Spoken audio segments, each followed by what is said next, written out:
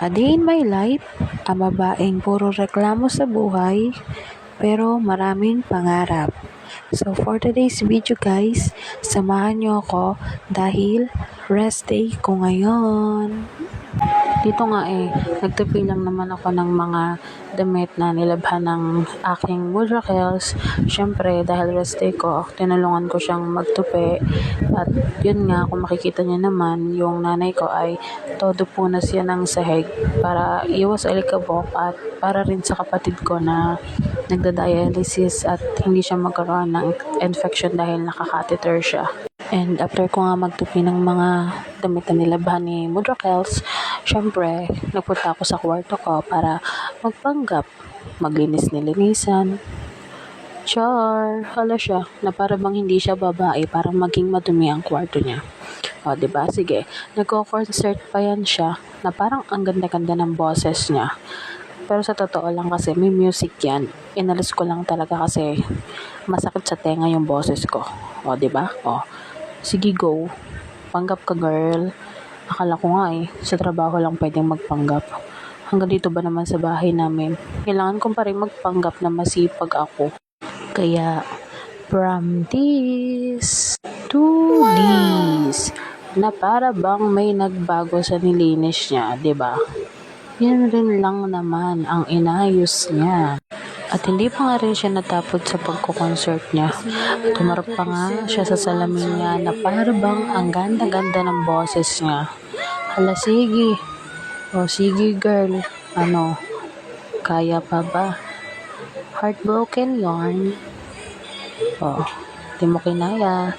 May pagalaw-galaw pa yan na para bang ang ganda talaga ng boses niya. Pipiyok naman. Mali pa yung lyrics. So, yun nga, nag-aartihan lang ako dyan kasi nag-iisip ako kung maliligo ako or hindi. Tuloy pa nga rin yan sa pagkanta. Alam mo talaga, napakaganda ng boses niya, oh. May paganon pa yan siya. Feel na feel niya yarn. Singiris yarn.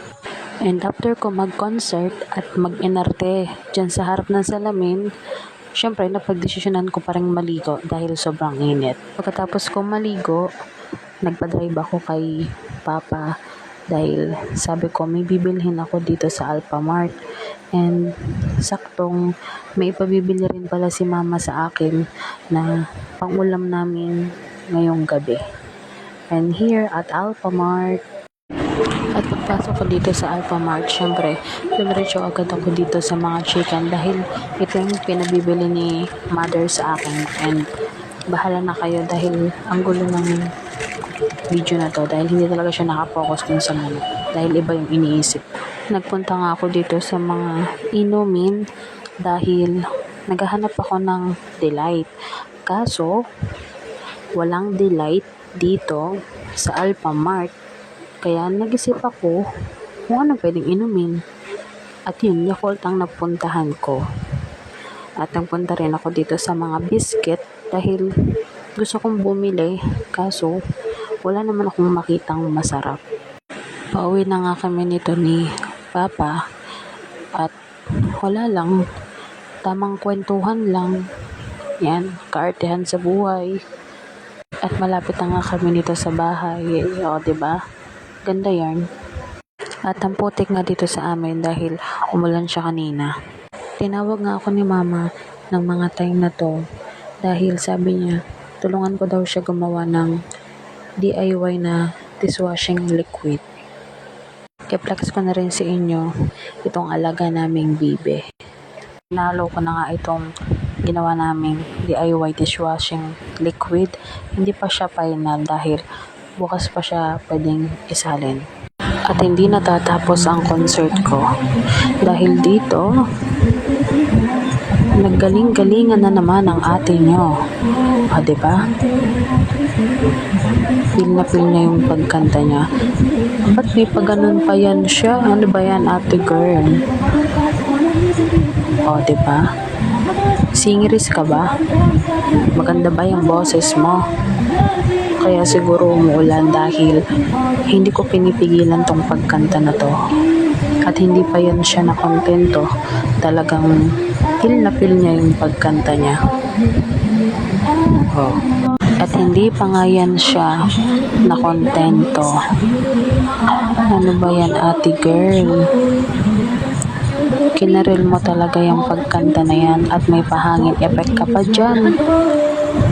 Para bang ang ganda-ganda ng boses mo. Ganito ba yung nagagawa ng rest day, guys? Oh, diba? Pero after that, ng concert na yan, napag-isip-isip ko na ang pangit ang boses ko, kaya nanood na lang ako.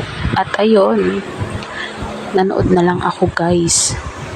Nanood na lang yung baliw na to. Dahil hindi naman talaga maganda yung boses ko. Nagpipiling singeres lang talaga ang ate mo, girl, mga be. So, ayan. Manahimik na lang ako at manood nito. And that's all for today's video, guys. Mga kaganapan ngayong rest day ko. Keep safe, God bless, and thank you for watching.